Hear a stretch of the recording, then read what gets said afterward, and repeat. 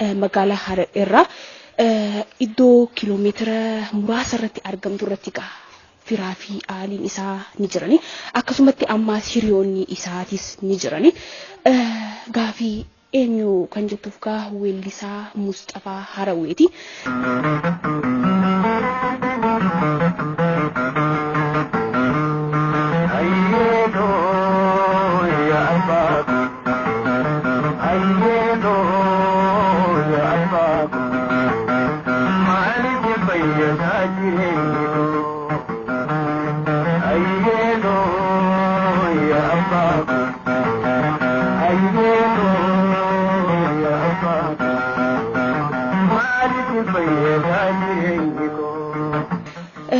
Soofii naannawa Harawee jedhamtutti nutis argamne firaa fi aalii isaatii fi hiriyoottan isaa haasofsiisaa hamma xumura sagantaa keenyaatti kan isin faana turru taha. Egaa harmee Mustafaa Haraweeti kan na biratti argamani. Mee jalqaba maqaa keessanii fi iddoon ammaan tana itti argamnu maal jedhamee beekama? Maqaan kiyyaa Aashaa Ahmawootii ta'e. Aashaa Ahmawootii. Aashaa Ahmawootii. Aashaa Ahmawootii. Maqaan kiyyaa Harawee. Harawee jirra. Harawee. Hayyee. Radda Harawee irra jirta. Hayyee mee Mustafaan yoom dhalate? Gaafa kamii kan dhalate ni yaadattanii? Gaafa dhalate fagoodha waa mataa mana jira qabaa waan beeku ani. Hayyee. Hamata mana tikkana tahi hamata mana tikkana jira hin beeku. Hayyee gaafa dhalate hin beektan? Hayyee gaafni inni du'e yoomi? Laggi. Dargi du'e? Laggi keessa. Hayyee mee sirbaati ture? Egaa inni egaa wallee fen keessatti kaaman isiitu wallee akka ta'eefu akkuma rabbi godheefu amma nuti madhamne barbaadu masaa osoo jirruuti. Dargi dhaggeessee jechuu dhageenya duuba. Osoo barbaannu dhaabni adda jirti waan barbaadu kan fa'aaleen dhaggeessuu bahee gaafni qarabbi na baasee gaalubbuutu jedhan akkasitti mana galu wallaalee osoo isa barbaadu alaafee booda firraa galee eegasii numa jira suma jennu. Dargiti jese jaan. Hayyee mee reefa isaatu hin arkanne? Nagar. Toora kamitti du'ee fi toora kamitti awwaalameen wani takka hin dhageenye? Tooratti awwaalamne nuti hin agarreen arkanne hidhaa jiraa jechuu dhageenyeetiin deemnee hidhaa sunis nutti hin soomaatitti dhiyaachuudha. Kasih gafne kamana hidha sendurati ni kaje fatin kena garsi tani so bisa berbadu mana hidha tidak dijule ke misal jule ke kalau tambah ke demi jule ke na halak ya pas apa sih dulu mai gas dulu saya gas mana lufti tu lagi jaga dem tu lagi sanggaru dulu ada sani jatuh lagi.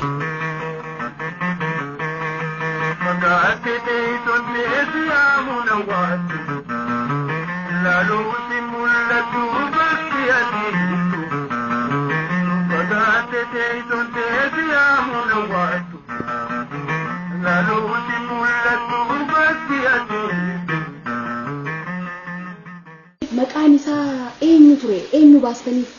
Maqaan isaa nuti Mustafaa bajanna. Mustafaa maqaan nuti baafne Mustafaa eenyuti? Mustafaa Abdiiti. Mustafaa Abdii ammatee. Hayyee maalirraa Mustafaa Harawee jaanii? Maaliif Mustafaa Harawee jaanii? Biyya Harawee ka. Biyya inni itti dhalate? Biyya inni itti dhalateetu guddateetu Harawee. Hayyee galatooma ummaa. Galatooma.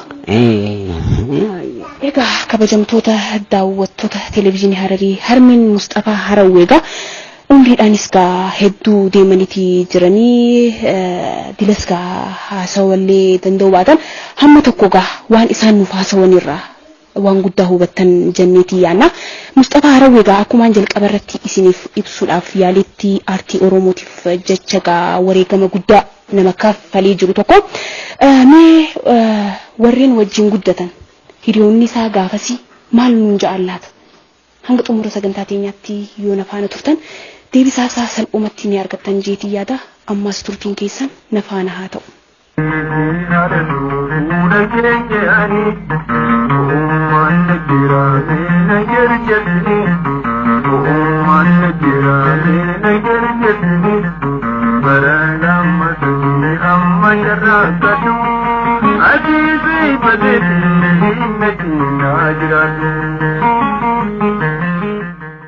Egaa kabajamtoota daawwattoota televezyiinii Hararii seenaa Mustafaa Harawwee irratti wanni walitti qindeeffannee yookaan immoo harmee isaa warreen wajjin guddatee wajjin turtiin taasisaa jirru ni eegalame malee hin xumuramne saayiba isaa tokko biratti argamna warreen wajjin guddatan jechuudha.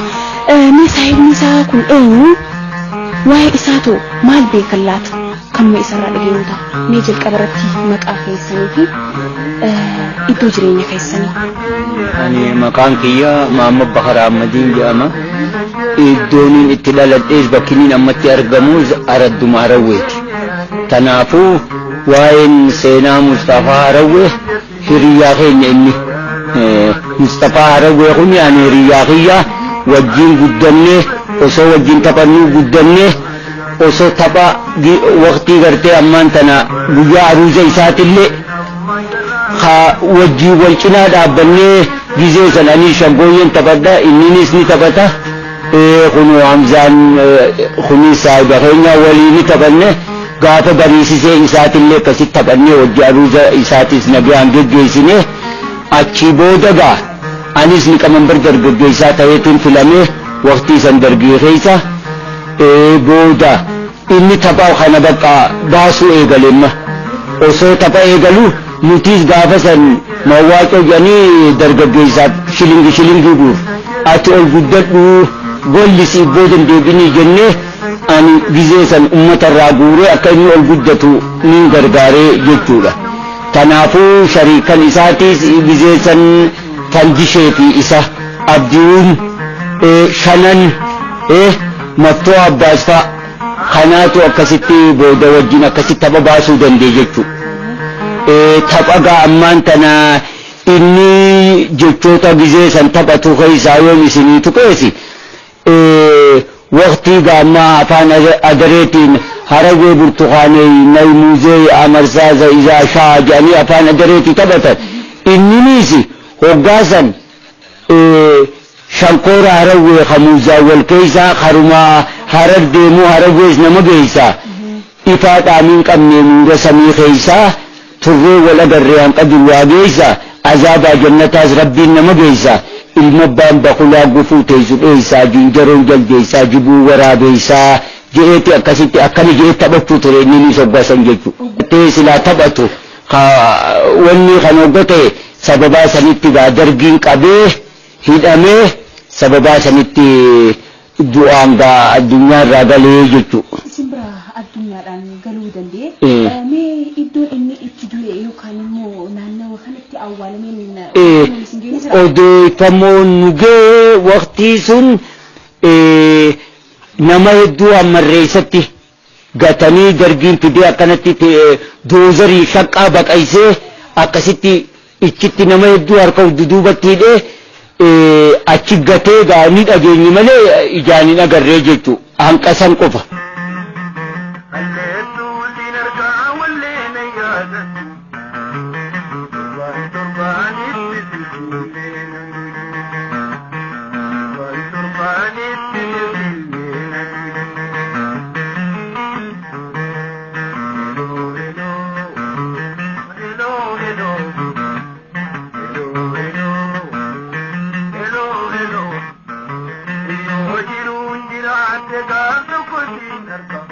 hayyemee gaafas shaggooyyee yookaan immoo yeroo aruuziin kun jiru wajjin deemaati turtan immoo Mustafaa Harawweeti wajjin mee seenaa dargaggummaa keessanii gabaabsitanii nuuf himtanii?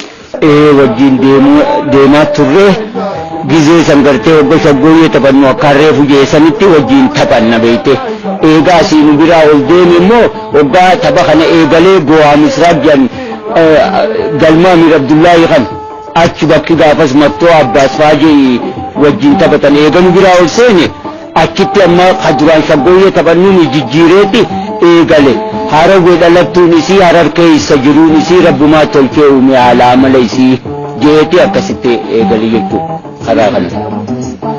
Nuti ammoo hogga shaggooyyee asuma jala hafne hogga tapha kana eegalu inni nu biraa achi bahee harar seene jechuudha. Achitti amma hawwisoo gartee go'aa misraaq jettu tana mattoo abbaas faadhaa wajjin isaa fi mattoo abbaas wal jalaa fuudhanii mammaramaa koottu boonaa kiyyaasi malee naan taatu jiruun tiyyaa jettee mattoo'anis inninis mammaramaa koottu boontuu tiyyaasi malee naan taatu jiruun tiyya jee akkasitti amma bulii shananii fi fandishee fi abdiin isaan kana hojii eegalanii akkasittiin quba qaba jechuudha. Sijechagani yadargadu boyai mimani buladi gadu Sijechagani yadargadu boyai mimani buladi gadu Simale abontu takanamtadu yona garagalte atibekadu Simale abontu takanamtadu yona garagalte atibekadu Tijalle hizaab male tijalle hizaab male ito kolle taatu si arku male si daben jiraatu jiru kamale